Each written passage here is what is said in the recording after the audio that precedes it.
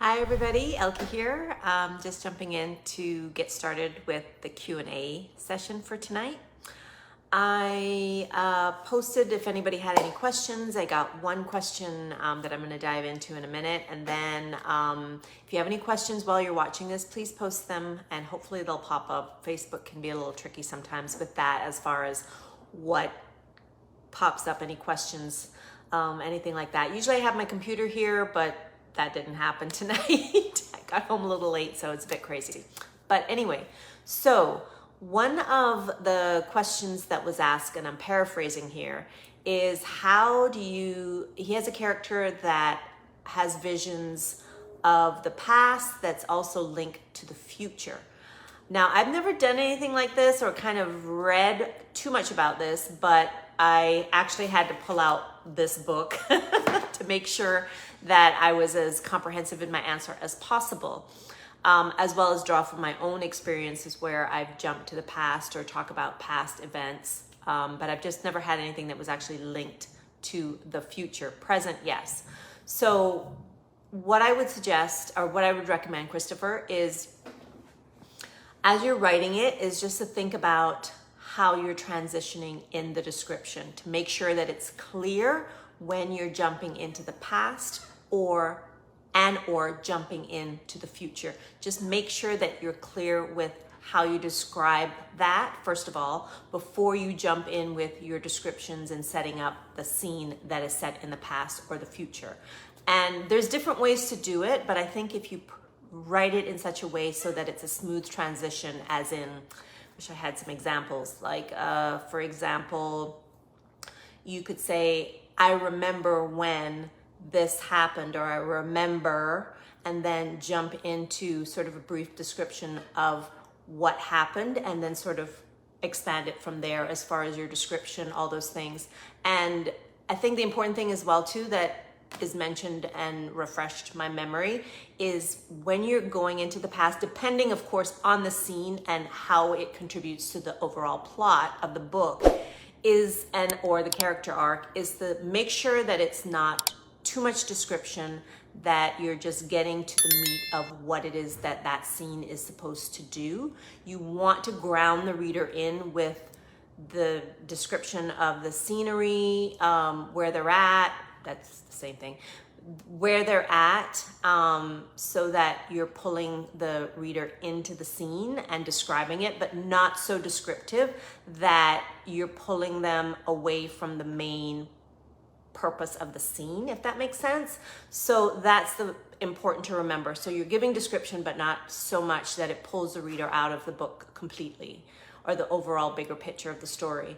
Now, as far as going into the future, I would say it's exactly the same thing, Christopher, and then just describing that scene, what's happening, what's going on, and then making sure that you're clear in your transition of when you're coming back to the present scene that you're in, and just making sure that all of those tie well together, and it's easy for the reader to follow when you're in the past, when you're in the present scene, and when you're in the future, and when you're back. I think and also if you're not sure, get feedback. If you want to post something in the group just to see that it flows the way that you want it to, feel free to post that for feedback. I try to be careful with that because I just don't want it to go crazy where everybody's posting so many scenes and it's overwhelming. But in this case, Christopher, I'm happy for you to do that, just so to kind of get feedback from people in the group as far as if it flows really well the way that you want it to from a reader perspective and somebody else. It's always good to get feedback. So I hope you found that helpful. I see a thumbs up, it's awesome. So if anybody, I'm not seeing any other questions come in, but like I said, sometimes Facebook can be a little tricky and I don't have my computer here, but I just kind of wanted to share my experience that I've been having with CampNano. I haven't participated in a few years, and it's been probably the worst participation that I've ever done, to be honest. And I think I'm at about just a little under 5,000 words, and it's the end of the month, and I was supposed to be writing 80,000 words. So that shows you how far I'm off. So I just wanted to share with you some mistakes that I made.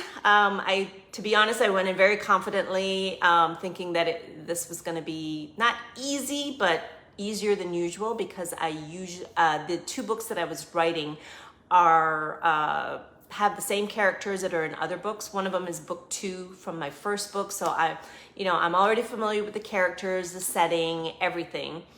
And the same for the other book. It's a spin-off from a 3-part series that I've written. So I know the characters really well. And yes, there were a couple of new characters. But I think the mistake that I made is that I did a very basic outline. I normally have something a lot more comprehensive, but I just thought, well, I know these characters, it'll be easy. I kind of just did very, very rough scenes, everything, and I kind of had it in my mind percolating, and I thought it's going to be fine, it's going to be great. But when I actually went to sit down to write, it was like, oh crap, I'm not sure where to start, and I couldn't remember a lot about the character, not just the characters, the settings, where they were, describing certain things. So that was a hard lesson to learn. But the good part is that, so I don't think that I'm going to try to wing it with outlines, like I did this time around, which I don't normally do. But what I did do during Nano was I really flushed out the outlines, the characters. I pulled all the information that I had from the other books. I had to actually read through them to refresh my memory on things and pull things from the other outlines that I did for those books. So I actually did that. So I have now like 4, 5, 6 pages outlines that are a lot more comprehensive. And I am going to try to squeeze in some more writing before the end of the month. I've got this weekend that I'm going to try to take advantage of. But yeah, so that didn't quite work out the way that I'd hoped.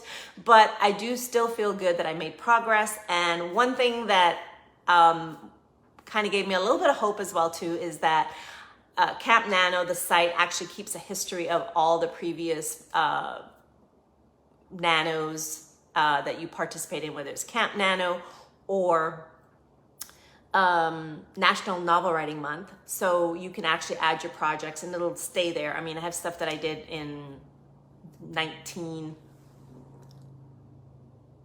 Oh, you're welcome, Christopher. And this is called Make a Scene. It's actually a really good book for writing out scenes, different kinds of scenes. It's amazing. I love this thing. As you can see, I've got flags on here. So that's one that if that scenes are something you struggle with, or if you just want to get better at it, it's a really good book. So getting back to CampNano. So one thing that really made me feel good is that I saw all of the projects that I'd done in the past, some that I finished and reached my goal. A lot of them I didn't. I made a good dent, which has always made me feel better. But the great part is every single one of those books, and I think there were 6 of them, out of the 6, 5 of those are actually published books. The only one that's not is my nonfiction, which has been still percolating. So I think, and why I'm telling you this is because I think it's important that sometimes we focus and beat ourselves up because we don't actually finish what we started when we want to finish it. And that can be very demotivating. And I always like to remind myself as well as other writers that, it's really about the progress that you're making. So even if you just wrote 100 words, that's still 100 words more than you had yesterday, more than you had the day before, so I think, and slow and steady, sometimes, we finish the book when we're meant to finish the book. So, and I think that's important to remember, is that we're making progress, even though it's slow, and not to beat ourselves up, because when we do that, that actually just is not helpful in any way, shape, or form. And trust me, I used to be the kind of person where beating myself up and putting more pressure on myself actually motivated me to get stuff done. But that only takes you so far with certain things. So I have found that by just giving myself a little bit of grace and knowing that I'm making progress no matter how small, that it is that's what's important, and that, the most important things that I keep going. And then also as well too, like I was on a 5-year hiatus, and even though I was, as far as publishing, and even though I was still writing, I wasn't achieving what I wanted, and oh my God, that was a disaster. But in that time, I also learned to be more forgiving to myself and be more understanding that, this was just a phase in my journey that I needed to go through. I had a lot of personal things going on. So I was in a season in my life where publishing a book was not the best option for me. And I had to just accept that and let that go. And sometimes too, I have to remind writers of that as well. And, I was beating myself or just saying, oh, it's been 5 years. And I actually met somebody in a group who hadn't put out a book in 10 years. And that was an eye-opener. And for the same reason, it was just the season of life that she was in with her family. So I think it's important to remember that. And one of the things that I always talk about as well too is just making sure to ask yourself the question, is this the right time for me to write and finish this book? And if it's not, that is okay, because you will have another opportunity at another time. So embracing that and realizing that is so much more peaceful than trying to fit it in when it's just not going to work, and just saying, okay, I can't do it now. When can I do it? That will just save you so much peace, and just, you can still continue to write in different ways, have the stories in your mind.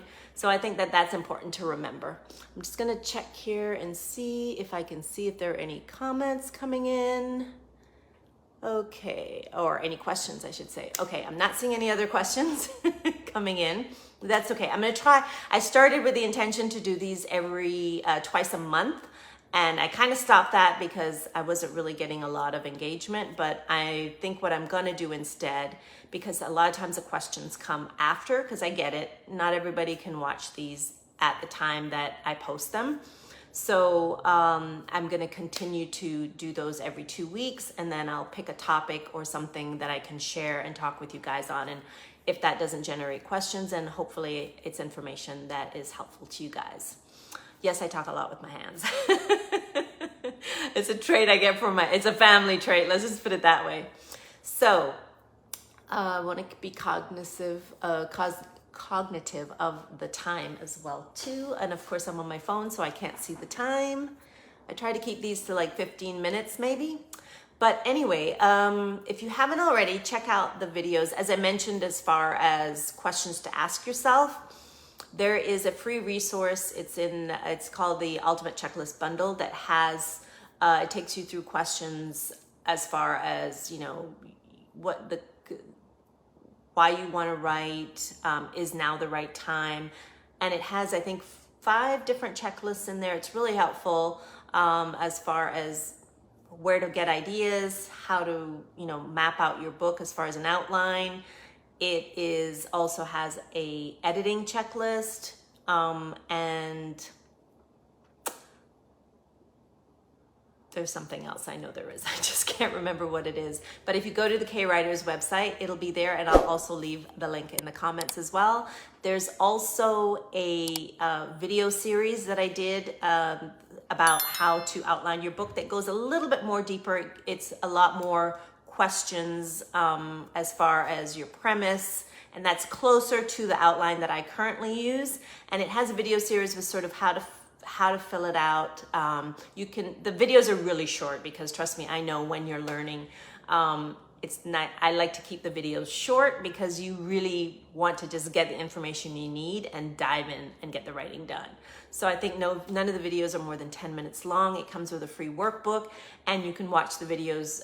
Each video is sent out, I think, 5 days in a row, or it takes you to a link so you can binge watch them all and do everything at your own pace as well too.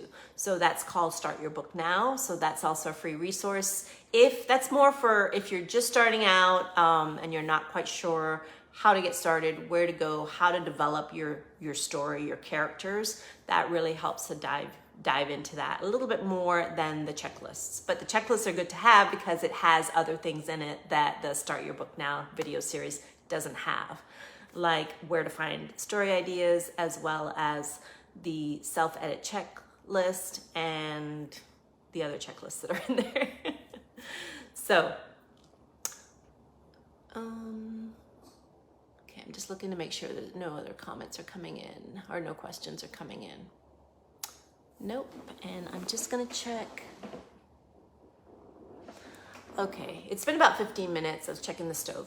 So if you have any questions, if you're watching the replay for this, please make sure to post them in the comments and I'll put the links for those resources. If you haven't already, subscribe to the YouTube channel. There's a lot of videos. I think there's over 100 videos there. Some of them are really old, so I apologize for the state of the videos. Those are my newbie days, but the content is still really helpful. A lot of the links and the resources won't be the same because obviously some of them are as old as 5 years old, but the content is still really helpful. I hope if you're looking for more tips and strategies for writing, you can check out the YouTube channel. And thank you so much for joining me on this Q&A. And like I said, if you're watching the replay and you have questions, post them and I will make sure to circle back around and answer them for you. Thank you guys so much for tuning in and I will see you in the group.